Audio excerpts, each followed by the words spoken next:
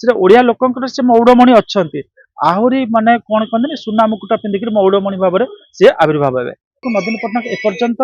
गोटे बिना कागज रे ओडिया कहि पारु नाहांती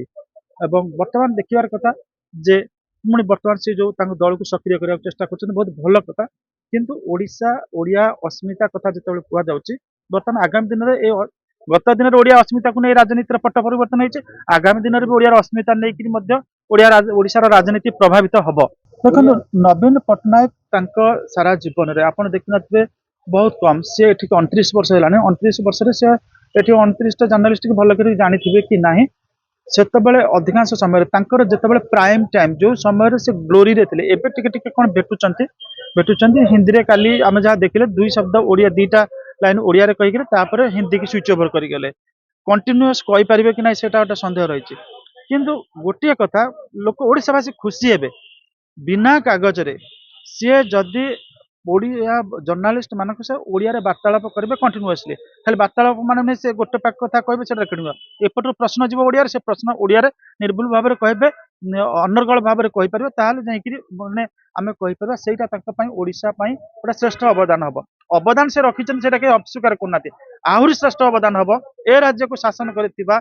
24 वर्ष प्लस जे नेता सी जदि माने ओडिया रे लोक मान सहित कहबे सेटा तांकर आमे कहि पारे जो पूर्व गौरव गौरव अच्छी तांकर पूर्वर आ जो अधिक गौरव सेटा पुणी फेरी आसीबो तांकर दल आगो को जिवो किंतु लोक माने जोटा कहउचंती जो माने निंदक माने अछि नवीन पट्टनायक ओडिया कहि पारंतिनी ओडिया माने इंग्रजी लेखा ओडिया पढुचंती से माने निंदक मानकर मुह बंद हे जिवो जने व्यक्ति ओडिया कहवा को माने चाहिबनी कथा हम कहि परबानी से कोन प्रकार तांकर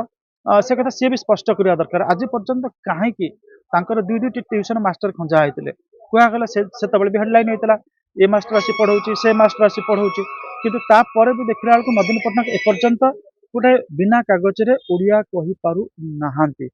एवं वर्तमान देखिबार कथा जे पुणी वर्तमान से जो दल को सक्रिय करने चेष्टा कर बहुत भल कथा किंतु ओडिशा ओडिया अस्मिता कथा जो कहुच्छी बर्तमान आगामी दिन में गत दिन में ओडिया अस्मिता को नहीं राजनीतिर पट परिवर्तन होती आगामी दिन में ओडिया अस्मिता नहीं ओडिशार राजनीति प्रभावित हम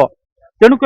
बर्तमान ओडिया अस्मिता को सम्मान जनईकि नवीन पट्टनायक अंततः सब बेले ओडिया रे कहिबार आवश्यकता अछि एवं निर्भुल भाव में आपणकर जे बिना कागज जदि कहि पारिबे से ओडिया लोकंकर से मौड़मणि अच्छी आहरी माने कौन कहते सुना मुकुटा पिंधिक मौड़मणि भाव में सी आविर्भाव हे